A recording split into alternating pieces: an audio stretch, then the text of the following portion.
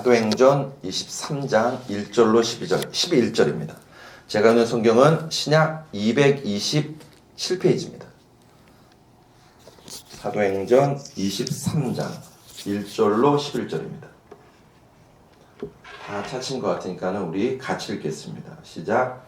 바울이 공의를 주목하여 이르되 여러분 형제들아 오늘까지 나는 범사에 양심을 따라 하나님을 섬겼노라 하거늘 대제사장 아나니아가 바울 곁에 서 있는 사람들에게 그 입을 치라 명하니 바울이 이르되 회칠한다며 하나님이 너를 치시리로다. 내가 나를 율법대로 심판한다고 앉아서 율법을 어기고 나를 치라 하느냐 하니 곁에 선 사람들이 말하되 하나님의 대제사장을 내가 욕하느냐. 바울이 이르되 형제들아 나는 그가 대제사장인 줄 알지 못하였노라. 기록하였으되 너의 백성의 관리를 비방하지 말라 하였느니라 하더라. 바울이 그중 일부는 사두개인이요 다른 일부는 바리새인인 줄 알고 공회에서 외쳐 이르되 여러분 형제들아 나는 바리새인이요 또 바리새인의 아들이라. 죽은 자의 소망 곧 부활로 말미암아 내가 신문을 받노라. 그 말을 한즉 바리새인과 사두개인 사이에 다툼이 생겨 무리가 나누어지니 이는 사두개인은 부활도 없고 천사도 없고 영도 없다 하고 바리새인은 다 있다 함이라. 크게 떠들세 바리새인 편에서 몇 서기관이 일어나 다투어 이르되 우리가 이 사람을 보니 악한 것이 없도다. 혹 영이나 혹 천사가 그에게 말하였으면 어찌하겠느냐 하여 큰 분쟁이 생기니 천부장은 바울이 그들에게 찢겨질까 하여 군인을 명하여 내려가 무리 가운데서 빼앗아 가지고 영내로 들어가라 하니라. 아멘.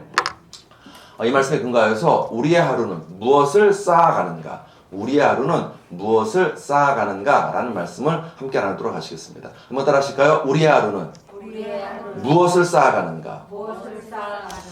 이 고민이 여러분과 저에게 2026년 1월 달에 있기 원합니다. 그래서 우리의 하루하루가 아름답게 하나님이 원하시는 것 쌓여가서 2026년 12월 30일이라는 정말로 귀하고 복된 한 해였다고 고백하는 2026년 되시기를 주 여러분으로 축복합니다. 그런 마음으로 한 번 더 따라 하시겠습니다. 우리의 하루는 무엇을 쌓아가는가. 여러분 살다 보면 안이 꽂고 치사하고 더럽고 심사가 뒤틀리는 일을 만날 때가 있습니다. 또는 사람을 만날 때가 있습니다. 그럴 때 우리는 그런 말을 하죠. 똥이 무서워서 피하냐? 더러워서 피하지. 이런 말 합니다. 그런데 이회수 작가라는 분이 거기에 대해서 이렇게 이야기를 했어요. 한번 들어보십시오. 똥이 더러워서 당신이 피했다 하더라도 당신의 아들, 당신의 아내, 당신의 친구나 이웃이 밟을 수 있다. 똥을 피하는 것이 상책이라고 생각하는 사람이 많으면 많을수록 똥밭의 면적은 늘어난다. 결국 온 세상이 똥밭이 되는 날이 올지도 모른다라고 일갈했습니다. 세상사가 피한다고 해서 피해지는 일이 아니라는 것입니다.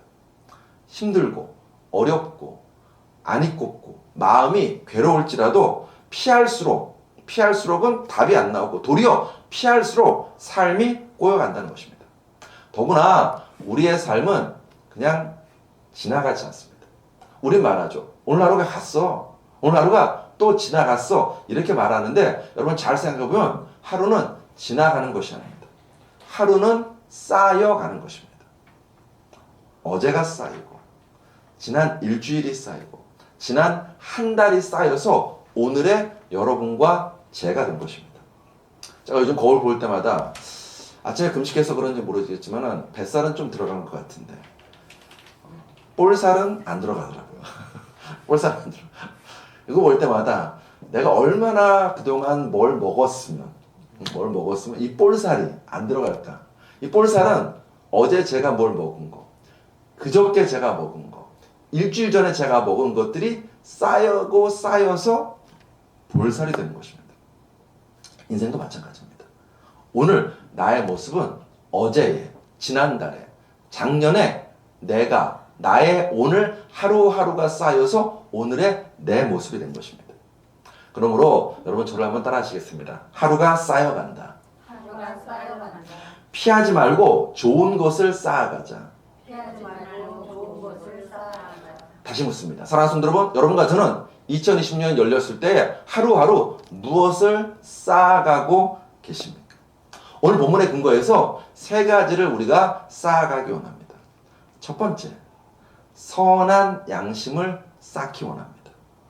오늘 본문 1절을 보시면 바울이 공회를 주목하여 이르되 여러분 형제들아 오늘까지 나는 범사에 그 다음 뭐라고 하느냐 양심을 따라 하나님을 섬겼노라 하거늘. 이 바울의 고백을 좀 눈여겨볼 필요가 있습니다. 바울이 고백합니다. 내가 지난 세월 동안 하나님을 섬겼다고 고백합니다. 그런데 그 앞에 뭐가 붙느냐? 내가 지난 세월 동안 율법을 따라 하나님을 섬겼습니다. 또는 내가 성령을 따라 하나님을 섬겼습니다. 라고 고백할 것 같은데 바울은 뭐라고 고백하냐고요? 양심을 따라 하나님을 섬겼다라고 고백합니다. 바울은 자기 내면의 양심의 소리에 귀 기울인 것입니다. 이것을 달리 말하면 바울은 인간이 되어 있었습니다. 우리가 누군가를 보고서 그런 얘기할 때 있죠. 인간아, 제발 인간 좀 되어라. 우리 그런 말 합니다. 여러분, 학교에서 1등하면 못합니까? 아무리 목사님이 설교 잘하면 못합니까? 또는 돈을 많이 벌면 못합니까? 인간이 안 되어 있다면 수많은 사람들에게 어려움과 고통을 줄 수 있습니다. 그래서 인간부터 돼야 됩니다. 이런 말이 있어요. 위기는 기술의 실패가 아니라 인격의 실패다. 이 말 참 여러분과 제가 귀담아 들었으면 좋겠습니다. 위기는 기술의 실패가 아니라 인격의 실패다. 이 시대의 위기는, 우리 가정의 위기는, 우리 신앙의 위기는 무슨 기술이 부족해서 또는 경제가 불황이어서 위기가 닥쳐오는 것이 아니라 사람들이 점점 인간성을 잃어가기 때문에, 인간미를 잃어가기 때문에 사회가 어려워진다는 것입니다. 양심 없는 사람들이 늘어갈수록 이 지구가 종말을 맞이한다는 것입니다. 지금까지 이렇게 크게 생각할 것 없습니다. 개인을 생각해 보십시오. 성경 인물 중에서 예수를 재판한 빌라도가 있습니다. 여러분, 빌라도는요, 우리가 성경 읽어보면 예수님을 놓아주려고 애썼어요. 요한복음 19장 12절에 이러함으로 빌라도가 예수를 놓으려고 힘썼으나. 왜요? 빌라도의 양심도, 빌라도가 지금 지키려고 하는 법도 아무리 봐도 예수가 무죄였거든요. 요한복음 18장 38절에 유대인들에게 나가서 이르되 나는, 빌라도가 말하는 거예요. 나는 그에게서 아무 죄도 찾지 못하였노라. 그런데도 빌라도는 예수를 십자가에 못 박았습니다. 왜요? 자기의 권력을 유지하기 위해서 양심에 눈 감은 것입니다. 법에 눈 감은 것입니다. 결국은 역사의 죄인이 되어서 오늘도 여러분과 제가 그 이름을 말했어요. 사도신경 외우면서. 역사의 그 이름이 안타깝게도 오명으로 남아있습니다. 사랑하는 성도 여러분, 여러분과 제가 신앙이 좋다는 것은 막 교회에서 막 열심히 내는 것, 그것만이 중요한 것이 아니라 인간이 되는 것입니다. 좋은 인간, 따뜻한 인간, 위로를 주는 인간, 더 나아가서 선한 양심이 있는 인간이 되는 것입니다. 우리가 선한 양심을 지켜가셔야 됩니다. 이것은 하나님의 뜻입니다. 베드로전서 3장 16절에 선한 양심을 가지라. 디모데전서 1장 19절에서도 믿음과 착한 양심을 가지라. 그 다음 뭐라고 하느냐. 디모데전서 이 말씀은 참 되게 여러분과 저가 경각심을 갖기 원합니다. 믿음과 착한 양심을 가지라. 어떤 이들은 양심을 버렸고 그 믿음에 관하여는 파선하였느니라. 믿음과 양심은 대립적인 관계가 아니라 상호 보완적인 관계라는 것입니다. 그리스도인이 되어야 인간다운 인간이 되고 좋은 인간이 되어야 좋은 그리스도인이 될 수 있다는 것입니다. 인간이 못 되면, 즉 양심을 저버리면 어디까지 가냐고요? 디모데전서 1장 19절에 다시 말해요. 이들은 양심을 버렸고 그 믿음에 관하여는 파선하였다고. 믿음까지 잃어버린 것입니다. 여러분과 제가 올 한 해 기억하기 원합니다. 하나님, 우리의 마음을 보세요. 하나님, 우리의 양심을 보십니다. 사무엘상 16장 7절 그 유명한 말씀이잖아요. 여호와께서 사무엘에게 이르시되 그 용모와 키를 보지 말라. 내가 이미 그를 버렸노라. 내가 보는 것은 사람과 같지 아니하니 사람은 외모를 보거니와 나 여호와는 뭘 본대요? 중심을 보느니라. 하나님, 우리의 중심, 우리의 마음, 우리의 양심을 보십니다. 하나님께서 다윗을 예뻐하신 이유 중에 하나도 바로 여기에 있습니다. 사무엘상 24장 5절을 제가 사번역으로 읽어보겠습니다. 다윗은 자기가 사울의 겉옷자락만을 자른 것뿐인데도 곧 양심의 가책을 받게 되었다. 다윗은 양심이 살아있었습니다. 살아있었습니다. 제가 운전하다 보면 특히 라이를 태울 때는 조심하죠. 조심하는데도 불구하고 가끔 가다 보면요, 저도 모르게 이렇게 신호와 상관없이 제대로 못 보고 이렇게 빨간불인 내지는 주황불인데 휙 갈 때가 있어요. 그때마다 어이쿠 이제 하거든요. 아직까지 제가 양심이 살아있는 거예요. 살아있는 겁니다. 성경이 그 얘기하는 거예요. 다윗이 그 얘기하는 거예요. 다윗 양심이 살아있었습니다. 하나님은 다윗의 그 마음을 보고 계신 것입니다. 얼마 전에 그런 말씀 드렸죠. 양심은 신앙의 자명종이다. 기억나시나요? 안 나셔도 괜찮아요. 오늘 또 하면 되니까. 한번 따라 하실까요? 양심은 신앙의 자명종이다. 악한 마귀는 우리의 마음을 무뎌지게 만들려고 합니다. 이 정도는 괜찮아. 남들 다 하는 거야. 라고 해서 우리의 양심의 자명종을 잠재우려고 합니다. 아니요. 양심의 자명종을 깨우셔야 됩니다. 양심의 자명종을 말씀으로 맞춰 놓으셔야 됩니다. 자명종, 스스로자, 울릴명, 쇠북종이라는 한자를 씁니다. 자명종은요, 한자 그대로 쓰면요, 스스로 울리는 종이라는 뜻입니다. 근데 여러분, 자명종이 스스로 울리나요? 우리가 새벽 5시에 시계가 울리게 하려면 어떻게 해야 되나요? 내가 맞춰야 돼요. 맞춰놔야 자명종이 그 시간에 자명종의 역할을 할 수 있습니다. 여러분과 저의 삶도 마찬가지입니다. 애굽의 바로처럼 화인 맞은 양심이 되어서는 안 됩니다. 악한 양심, 굳은 양심이 되어서는 안 됩니다. 양심이 먹통되면 안 돼요. 양심의 자명종을 매일 말씀에 맞춰 놓으셔야 합니다. 그래야 우리 양심에 있는 자명종이 혹시라도 여러분과 제가 엇나갈 때 띠리링 울리는 거예요. 다윗은 그랬어요. 그 은혜 누렸습니다. 사무엘상 24장 6절에 자기 사람들에게 이르되 내가 손을 들어 여호와의 기름 부음을 받은 내 주를 치는 것은 여호와께서 금하시는 것이니 그는 여호와의 기름 부음을 받은 자가 됨이니라. 사울왕이 자기를 죽여왔습니다. 그런데 다윗은요, 그 옷을 자르는 것조차도 두려워합니다. 왜 두려워하는가? 다윗은 그때 자기 양심에 말씀의 자명종이 울리고 있었습니다. 사무엘상 24장 이 6절 말씀은요, 어디 말씀에 근거하냐면 출애굽기 22장과 시편 105편 말씀에 근거합니다. 출애굽기 22장 28절에 뭐라고 나오느냐? 하나님께서 말씀하십니다. 너는 재판장을 모독하지 말며 백성의 지도자를 저주하지 말지니라. 시편 105편 15절에서는요. 이르시기를 나의 기름 부은 자를 손대지 말며 나의 선지자들을 해하지 말라 하셨도다. 이 말씀이 다윗의 양심에 자명종으로 맞춰져 있었어요. 새겨져 있었어요. 그렇기 때문에 그 절체절명의 기회죠, 사실. 얼마나 좋은 기회입니까? 한 번만 칼 휘두르면, 내가 휘두르지 않고 그냥 부하에게 휘두르게 하면 다윗은 그 광야 생활에서 벗어날 수 있었습니다. 자유할 수 있었습니다. 아니, 왕이 될 수 있었습니다. 그런데 그 순간 말씀의 자명종이 그의 마음 가운데, 그의 양심에서 큰 소리로 울렸던 거예요. 하나님의 기름 부은 자, 하나님의 세우신 지도자를 네가 판단하지 말라, 네가 심판하지 말라는 그 양심의 자명종이 울렸던 것입니다. 결국 사울왕 죽이지 않습니다. 왜요? 그의 양심에 말씀이 깨어 있었기 때문에. 우리의 양심이 화인 맞으면 위험합니다.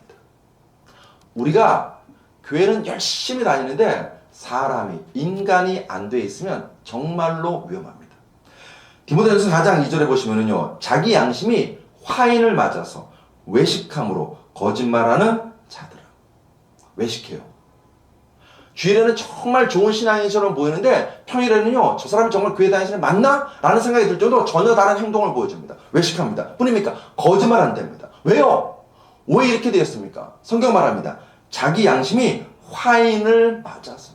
양심이 굳어 있습니다. 양심에 말씀의 자명종이 없습니다. 우리의 마음 가운데 말씀에 새겨져 있지 않습니다. 그랬더니 예배 드릴 때는 정말 좋은 그리스도인 같은데 세상에 나가면요, 세상 사람보다 더 악한 그런 모습을 보인다는 것입니다. 사랑하는 여러분, 여러분과 제가 2026년 선한 양심, 하나님 보시기에 기뻐하는 착한 양심을 가진 그리스도인 되시고 그 양심이 깨어있게 되시기를 주의 이름으로 축복합니다.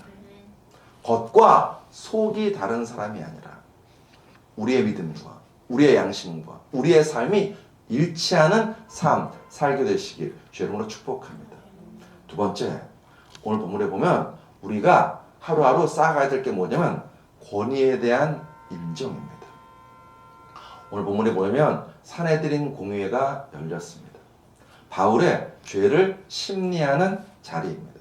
그런데 바울의 변론이 채 끝나기도 전에 대제사장 아나니아가 바울의 입을 치라고 명해요. 오늘 보면 2절에 보시면 대제사장 아나니아가 바울 곁에 서 있는 사람들에게 그 입을 치라 명하니. 재판을 끝내기도 전에 이렇게 하는 것은 불법입니다.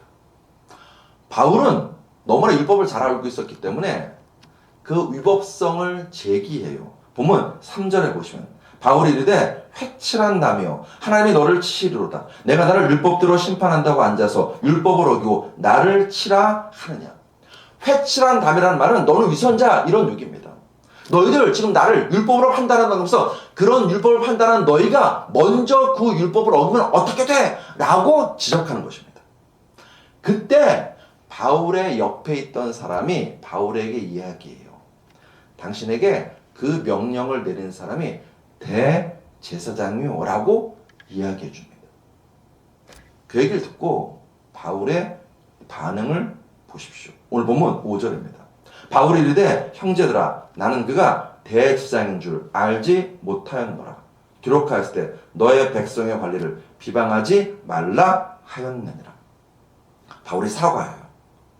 성경 말씀까지 인용하면서 사과합니다. 이 5절에 기록하였을 때는 다윗이 사울에 대해서 말씀의 자명정에 울렸던 그 말씀 똑같이 바울의 마음에도 그 말씀이 지금 울리고 있는 거예요. 출애굽기 22장 18절 너는 재판장을 모독하지 말며 백성의 지도자를 저주하지 말지니라.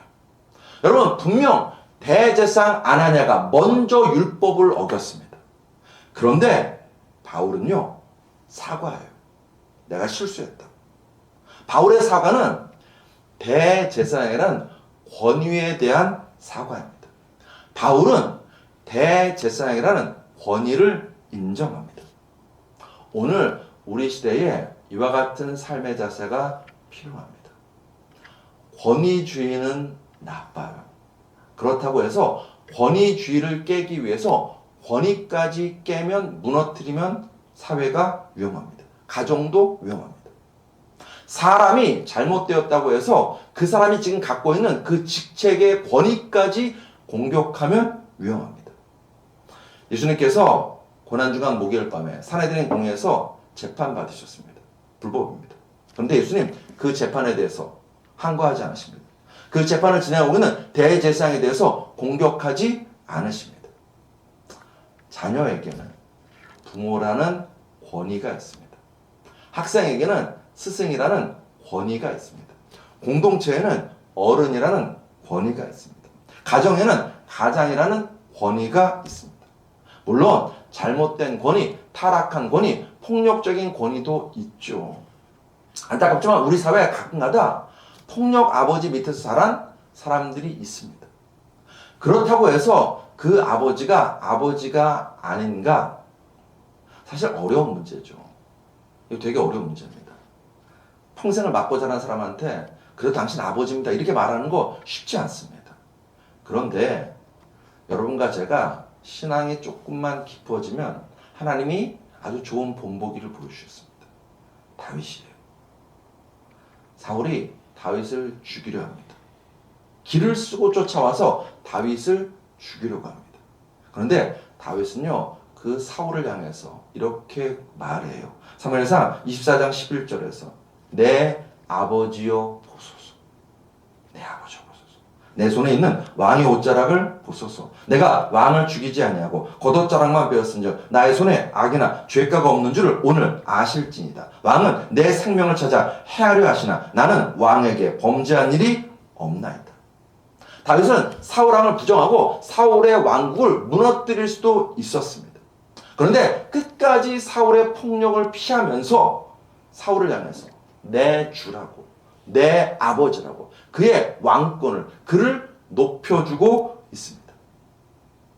여러분과 제가 누군가에게는 권위자입니다. 누군가에게는 권위자예요. 그러면 내가 갖고 있는 그 권위로 상대를 섬겨주고 사랑해주고 세워주십시오. 그 권위로 상대를 억압하는 것, 하나님 기뻐하지 않습니다. 반대로 누군가 앞에, 권위자 앞에 내가 설 때가 있을 것입니다. 그때는 그 권위를 갖고 있는 사람 존중해 주셔야 됩니다. 그 권위를 갖고 있는 사람 기도해 주셔야 됩니다. 저희 어머님이 저한테 가끔가다 그런 얘기 하세요. 교회에서 정치 얘기하지 말라고. 제가 정치 얘기도 안 하는데 가끔가다 그런 얘기 하세요. 교회에서 정치 얘기하지 말라고. 제가 그러죠. 안 해요. 안 하는데 기도는 해야죠. 기도는 해야죠. 사실 오늘 되게 안타깝습니다. 우리가 잘 아는 것처럼 윤석열 전 대통령이 이제 5년 받았습니다. 받았어요. 여러분, 그 사람의 잘못은 있죠. 그 사람이 대통령일 때는 그 사람이 대통령의 자리에 있을 때 우리가 기도해 주어야 됩니다. 파란색이든 빨간색이든 상관없이. 이재명 대통령이 지금 대통령입니다. 그러면 여러분과 제가 1번을 찍었든 2번을 찍었든 여러분과 저는요, 그 사람의 권위를 인정하고 그를 위해서 기도해 주는 여러분과 저 되시길 주 여러분을 축복합니다. 그래야 나라가 바로 갈 수 있고 우리가 평안한 가운데 살아갈 수 있습니다. 세 번째, 2026년 올 한 해 여러분과 제가 하루하루 쌓아가야 될 것은 간절함입니다. 간절함. 무엇을 간절히 원하시나요? 뭘 간절히 원하십니까? 혹시 간절히 원하는 게 없진 않나요? 저는 라이브를 키우면서 제일 어려운 부분이 이제 그 부분이에요. 라이브가 간절히 원하는 게 있습니다. 부모 입장에서 보면요, 이거는 아닌 것 같은데 하는 게 있어요. 하는 게 있습니다. 그럼 그 간절함을 좋은 방향으로, 그것도 물론 이제 부모가 생각할 때 좋은 방향이죠. 그 좋은 방향으로 틀어주려고 노력을 해요. 근데 문제는 뭐냐면요, 더 큰 문제는 뭐냐면 아이들이 학년이 올라가면 올라갈수록 간절함이 없어요. 뭐가 되고 싶은 것도 없고 하고 싶은 것도 없어요. 그냥 주장창 핸드폰만 또는 인터넷에만 푹 빠져 있습니다. 간절함이 없습니다. 혹시 여러분과 저의 모습은 어떻습니까? 여러분과 저의 안에 간절함 있나요? 새해가 열렸어. 하나님 나에게 이런 꿈이 있습니다. 하나님 올해 나에게 이런 비전을 주셨습니다. 이것이 내가 간절히 소망하는 것입니다. 라는 간절함이 있으신가요? 우리 가정을 향한, 우리 교회를 향한 간절함이 있으신가요? 이제 한번 설교할 텐데 올해 우리 교회를 향한 저의 간절함은 예수 믿으세요 합니다. 예수 믿으세요. 여러분과 제가 예수 잘 믿기 원합니다. 동시에 여러분과 제가 우리 가족들, 주변에 있는 사람들에게 예수 믿으라고 카톡도 하고 전화도 하고 말도 하고 사랑으로 품어주면서 예수 믿으라고 복음을 전하는 그런 여러분과 저 되기 원합니다. 그게 올해 저의 간절함입니다. 다시 묻습니다. 사랑하는 여러분, 2026년 여러분의 간절함은 무엇입니까? 오늘 본문에 베드로가 굉장히 힘들어했던 바울이 굉장히 힘들어했던 것 같습니다. 하나님께서 바울을 찾아오셔요. 그리고 위로하시는데 본문 11절에 보시면 그날 밤에 주께서 바울 곁에 서서 이르시되 담대하라. 내가 예루살렘에서 나의 일을 증언한 것 같이 로마에서도 증언하여야 하리라 하시니. 그날 밤 하나님께서 바울을 찾아오십니다. 위로하십니다. 담대하라. 그리고 바울을 인정해 주십니다. 내가 예루살렘에서 나의 일을 증거한 것 같이. 바울이 예루살렘에 도착한 것은요, 사도행전 21장 17절입니다. 사도행전 21장 17절에서 바울이 예루살렘에 도착하고 난 다음에 계속해서 바울이 한 것은 인간적으로 보면 안타깝게도 변론이었습니다. 왜냐하면 계속 공격이 들어왔거든요, 바울에 대해서. 그래서 바울은요, 계속해서 변론했습니다. 군중 앞에서도 변론하고 사내들인 공회 앞에서도 변론했습니다. 우리가 보기에는 변론인데 하나님은요, 그 바울의 변론을 네가 지금 하나님의 일을 하고 있다고 인정해 주십니다. 왜요? 바울의 변론의 목적이 자기 살고자 하는 것이 아니라 예수 그리스도를 증거하기 위해서 변론하고 있었기 때문입니다. 우리가 잘 아는 것처럼 바울은 사나 죽으나 예수였습니다. 바울은 어디에 가나 누구를 만나든지 간에 예수의 증인으로 복음을 선포하는 것이 그의 간절함이었습니다. 빌립보서 1장 20절로 21절에 나의 간절한 기대와 소망을 따라. 바울에게 간절한 기대가 있었습니다. 바울에게 간절한 소망이 있었습니다. 뭐냐고요? 나의 간절한 기대와 소망을 따라 아무 일이든지 부끄럽지 않냐고 지금도 전과 같이 이제도 온전히 담대하여 살든지 죽든지 내 몸에서 그리스도가 존귀하게 되게 하려 하느니 이는 내게 사는 것이 그리스도니 죽는 것도 유익함이니라. 바울의 간절한 기대와 소망은 예수 그리스도였습니다. 죽음도 뛰어넘는 그의 갈망은 오직 예수 그리스도였습니다. 우리에게 하나님을 향한 이와 같은 간절함이 있나요? 예수님에 대한 이와 같은 간절함이 있나요? 공부 잘하는 아이들은 특징이 있습니다. 무슨 특징이냐? 공부에 대한 간절함이 있어요. 돈 잘 버는 사람들 특징이 있습니다. 돈에 대한 간절함이 있습니다. 전도 잘하시는 분들 특징이 있습니다. 영혼 구원에 대한 간절함이 있습니다. 공부에 대한 간절함이, 돈에 대한 간절함이, 영혼에 대한 간절함이 그들의 삶을 움직이고 그들의 삶에 열매를 맺게 했다는 것입니다. 간절함이 지혜입니다. 간절함이 능력입니다. 사랑하는 성도 여러분, 2026년 새해 여러분과 저에게 최소한 이 두 가지 간절함이 있기 원합니다. 첫 번째, 하나님에 대한 간절함입니다. 하나님을 간절히 원하십시오. 사도행전 10장에 보시면 고넬료가 베드로를 기다리면서 만나기를 기다리는 장면이 나옵니다. 그때 고넬료는요, 자기의 친척, 친구, 이웃을 다 자기 집으로 초청합니다. 초청해서 베드로를 기다립니다. 언제 올지 몰라. 온다는 보장도 없어요. 그런데도 고넬료는요, 자기의 가족, 친척, 친구들을 다 초청해서 베드로를 기다립니다. 간절한 마음으로. 얼마나 그 간절함이 컸는지 베드로가 집에 들어오자마자 고넬료는요, 그 베드로 앞에 넙적 엎드려서 절을 합니다. 사도행전 10장 25절에 마침 베드로가 들어올 때 고넬료가 맞아 발 앞에 엎드려 절합니다. 고넬료는 로마 백부장이에요. 베드로는 자기의 전공민입니다. 그럼에도 불구하고 이 고넬료는요, 베드로 앞에 납작 엎드려 절합니다. 왜요? 이 고넬료가 지금 사람을 기다렸나요? 사람을 기다렸다면 고넬료는요, 이렇게 엎드려 절하지 않았을 것입니다. 고넬료가 기다린 것은요, 하나님이었어요. 베드로가 들어오는 순간 하나님이 자기 집에 임재하신다고 고넬료는요, 믿었고 그 은혜 가운데 거했던 것입니다. 고넬료의 고백을 들어보십시오. 사도행전 10장 33절에 내가 곧 당신에게 사람을 보내었더니 오셨으니 잘하였나이다. 이제 우리는 주께서 당신에게 명하신 모든 것을 듣고자 하여 다 하나님 앞에 있나이다. 고넬료 간절한 마음으로 하나님을 기다렸습니다. 그 무엇보다도 하나님을 향한 간절함이 컸습니다. 이것은요, 이때만 그러지 않았습니다. 고넬료는 평소에도 하나님에 대한 간절함이 컸어요.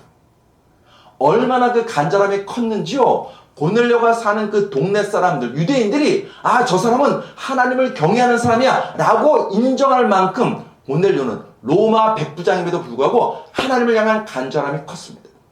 사도행전 10장 22절에 그들이 대답하되 백부장 고넬료는 의인이요 하나님을 경외하는 사람이라 유대 온 족속이 칭찬하더니. 안디옥 교회 성도들도 마찬가지입니다. 사도행전 11장 26절에 만남에 안디옥에 데리고 와서 둘이 교회 1년간 모여서 큰 무리를 가르쳤고 제자들이 안디옥에서 비로소 그리스도인이라 일컬음을 받게 되었더라. 여러분 안디옥 교인들은요 나는 그리스도입니다. 나는 그리스도입니다라고 말하고 다니지 않았어요. 누가 얘기했는가? 세상 사람들이 보니까 와 저 사람들은요 예수 그리스도에 미쳐 있어. 그래서 주변 사람들이 예수 안 믿는 그 동네 사람들이 안디옥 교회 성도들을 이끌어서 저들은 그리스도인이야라고 부르고 인정했다는 것입니다. 왜요? 안디옥 교회 성도들은요 그 누구보다도 예수 그리스도를 열망했기 때문입니다. 2026년 여러분과 저희 안에 간절함이 있겨납니다. 차지도 덥지도 않은 신앙이 아니라 하나님을 향한 불타는 마음이 여러분과 저의 마음 가운데 우리 교회 가운데 매일매일 불타오르게 되기를 기도하고 소망하는 2020년 될 줄로 믿습니다. 두 번째, 말씀에 대한 간절함이 있는 것입니다. 하나님 말씀에 대한. 사도행전 17장 11절에 더 너그러워서 간절한 마음으로 말씀을 받고 이것이 그러한가요? 날마다 성경을 상고함으로. 베레아 성도들의 말씀을 대하는 자세였습니다. 그들은 간절한 마음으로 말씀을 받습니다. 설교 들을 때 정말 간절하게 듣는 것입니다. 졸면서 듣지 않았어요. 정신을 반쯤 놓고 듣지 않았어요. 팔짱 끼고 듣지 않았어요. 저 목사가 무슨 말 하나 그런 마음으로 듣지 않았습니다. 간절한 마음으로 하나님 나 정말 하나님 만나야 됩니다. 하나님 나 하나님 은혜 받고 싶습니다. 라는 그 간절한 마음으로 설교 말씀을 듣습니다. 그리고 거기로 끝나지 않습니다. 집에 돌아가서 다시 성경 펴고 그 말씀 들은 말씀을 다시 또 묵상하고 또 묵상하는 그런 삶을 살았다는 것입니다. 여러분과 제가 입을 넓게 열기 원합니다. 뭐에 대해서? 하나님 말씀에 대해서 입을 넓게 여는 2026년 되시길 주 여러분을 축복합니다. 시편 81편 10절에 나는 너를 애굽 땅에서 인도해낸 여호와 내 하나님이 내 입을 크게 열라 내가 채우리라. 우리가요 살아가면서요 채우고 싶은 게 많죠. 그런데 다른 것 채우지 말고 말씀을 채우고 하나님의 성령으로 체험받는 여러분과 저 되시는 2026년 될 줄로 믿습니다. 한국교회를 대표하는 설교자 하면요 조영규 목사님과 오카노 목사님을 딱 떠올릴 수 있습니다. 여러분 두 분이 태어날 때부터 설교 잘하셨을까요? 조영규 목사님 아는 사람들이 아는 일화가 하나 있습니다. 개척하고 난 다음에 얼마 안 있어가지고서 제 기억이 맞는지 잘 안 모르겠는데 불광동에서인지 서대문에서인지 언제인지 모르겠는데 그분이 누굴 찾아가냐면 한경림 목사님을 찾아가요. 찾아가서 교회 예배당도 아니고 그 교회 앞에 그 맨 시멘트 바닥에 무릎 꿇고서는 한경림 목사님한테 가르쳐 달라. 어떻게 해야 설교를 잘할 수 있는지 좀 가르쳐 달라 청했어요. 간절함이 있었던 것이죠. 그 간절함이 조영규 목사님을 위대한 설교자로 세울 수 있었습니다. 오카노 목사님도 마찬가지입니다. 교회 밖에 나가지 않아요. 외부 집회 나가지 않아요. 외부 모임에 나가지 않아요. 교회 철저하게 있으면서 말씀을 연구하고 말씀을 공부하고 설교 준비에 자신의 진액을 쏟았습니다. 그렇기에 오카노 목사님이 한국교회를 대표하는 설교자가 될 수 있었던 것입니다. 누구나 다 인정하는 건 한국교회가 위기라고 합니다. 성도수가 작아져서 줄어들어서 위기일까요? 아니면 목회자들이 사고치고 성도들이 소위 장로들이 세상에서 사고쳐서 위기일까요? 우리의 정말 위기는요. 우리 가운데 시편 42편 1절이 사라진 것입니다. 시편 40편 1절에 하나님이여 사심의 시냇물을 찾기에 갈급함같이 내 영혼이 주를 찾기에 갈급함이다. 과거에는 저 어릴 때만 해도 하나님을 향한 갈급함이 있었습니다. 있었어요. 부르짖었어요. 하나님 은혜를 베풀어 달라고 부르짖었습니다. 하나님 만나달라고 부르짖었습니다. 성령으로 충만함을 원한다고 부르짖었습니다. 밤으로 부르짖고 새벽으로 부르짖고 금요일 날도 우리만 해도 벌써 우리만 해도 10시쯤 되면은 집에 가 있잖아요. 저 어릴 때는 10시부터 시작해서 새벽 4시인가 4시 반인가 끝났어요. 철야하고 새벽 기도하고 그리고 토요일 날 새벽에 버스 타고 첫차 타고 집에 돌아갔습니다. 밤새 불을 지셨어요. 그게 우리의 신앙이었습니다. 근데 어느 순간부터요, 우리 그 간절함 잃어버렸습니다. 금식기도 해봐야 무슨, 배고픈데 무슨, 금요기도에 무슨, 기도해봐야 무슨. 기도를 잃어버렸습니다. 기도를 잃어버렸다는 건요, 간절함을 잃어버린 것입니다. 다시 묻습니다. 사랑하는 성도 여러분, 여러분과 저의 마음 가운데 무엇을 간절히 원하시나요? 첫 번째, 하나님을 간절히 원하십시오. 두 번째, 하나님 말씀을 간절히 원하십시오. 그런데 만약 혹시 내 마음에 간절히 원하는 것 없이 오늘도 별탈 없이 지나가면 땡큐, 내일도 별탈 없이 지나가면 땡큐, 이런 마음으로 산다면 우린 오늘 돌이켜야 됩니다. 간절함이 지혜입니다. 간절함이 능력입니다. 시 한 편 읽어드리고 싶습니다. 김용택 시인의 꽃 한 송이라는 시입니다. 간절하면 가 닿으리. 너는 그 끝에 눈이 부시게 서 있으니 열렬한 것들은 다 꽃이 되리. 꽃과 사랑을 기다리는 길고 지루한 날들, 내가 내려준 은빛 사다리를 타고 올라가 너의 향기로운 환한 집에 내가 아무도 몰래 숨었으니 내 손에 쥐어진 꽃을 던지고 열렬하게 돌아서서 너는 내게 안기었네. 이 세상을 다 삼키고 이 세상 끝에 새로 핀 꽃 한 송이. 간절하면 가 닿는데요. 열렬한 것들이 다 꽃이 된대요. 한 번뿐인 인생입니다. 한 번뿐인 인생. 대충 적당히 막 되는 대로 살지 마십시다. 우리 안에 하나님을 향한 간절함이 가득하게 되시기를 주 여러분으로 축복합니다. 제가 우리 교회 젊은 친구들 볼 때 그게 제일 안타까워요. 교회는 다녀요. 되게 교회 오래 다녔어요. 그런데 진짜 교회만 다닌 것 같은 거예요. 교회 생활을 빠삭하게 알아요. 자기가 지금 여기서 무슨 말을 해야 될지 알아요. 목사가 저렇게 얘기하면 자기가 어떻게 행동해야 될지도 알아요. 근데 딱 거기까지. 지난주에 어떤 분하고 우리 형제하고 아주 되게 오랜 시간 얘기했습니다. 거의 하루 종일 같이 얘기했죠. 밥 먹고 얘기했습니다. 감사했어요. 감사했습니다. 왜 그러냐? 다시 뭔가 자기 안에서 꿈틀거리는 게 있다. 꿈틀거리는 게 있다. 하나님을 향한 그 꿈틀거림이 있다.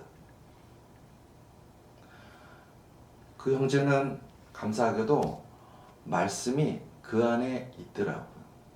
설교 말씀. 저한테 자기가 들었던 설교 말씀을 또 다시 계속 제가 한 설교인데 저한테 이제 해주는 거예요. 해주면서 같이 대화를 나눴어요. 얼마나 감사한지 모릅니다.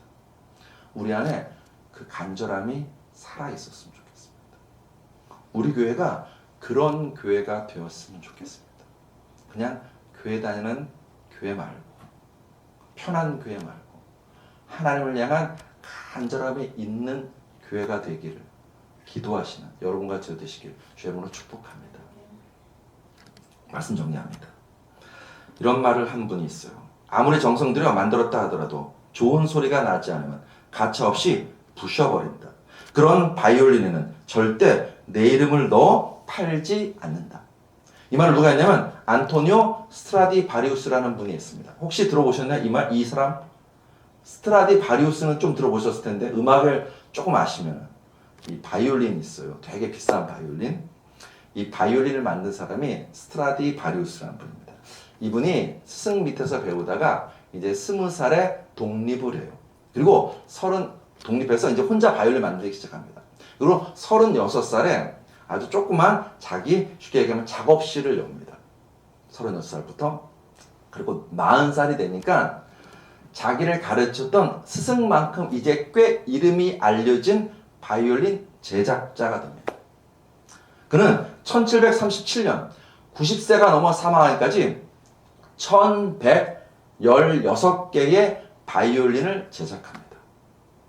지금도 한 절반 정도 이 사람이 만든 바이올린이 스트라디바리우스라고 바이올린이라고 발음도 안 되네요. 스트라디바리우스 바이올린이라고 해서 남아있대요. 저는 한 번도 구경 못했어요. 근데 뭐 한 20억, 30억, 40억 뭐 이런 정도 한 대가. 사실 이분이요 살아있을 때 더 많은 바이올린을 만들었어요. 그런데 자기가 만들어 놓고 뭔가 소리가 마음에 안 들면 그냥 부셔버렸대요.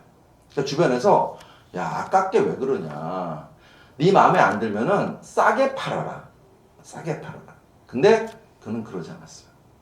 조금이라도 소리가 이상한 바이올린, 조금이라도 자기 기준에 맞지 않는 바이올린은요 가차없이 부셔버렸습니다.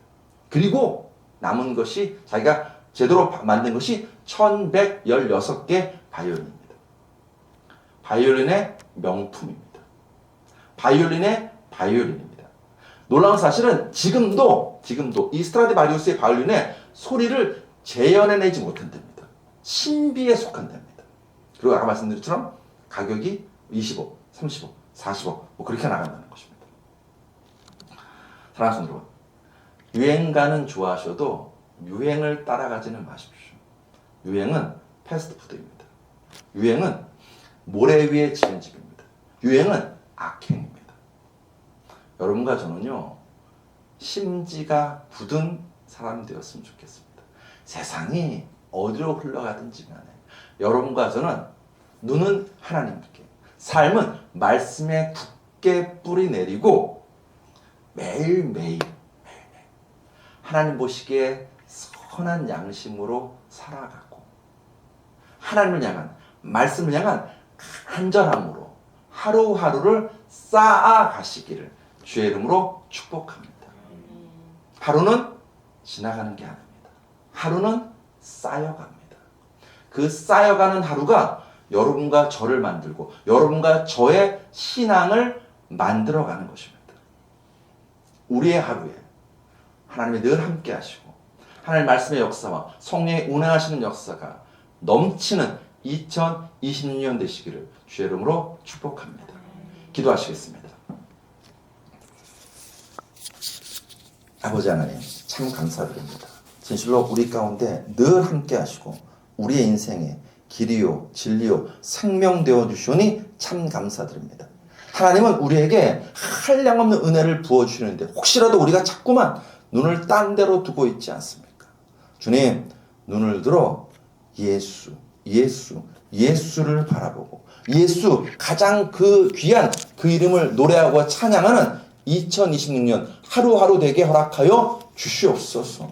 그리고 그 예수 그리스도와 함께 하나님을 찬양하고 하나님을 예배하고 하나님 말씀대로 살아가는 하루하루를 쌓아가는 우리들 될 수 있도록 역사하여 주시옵소서. 예수 그리스도로 감사하며 기도드렸사옵나이다. 아멘.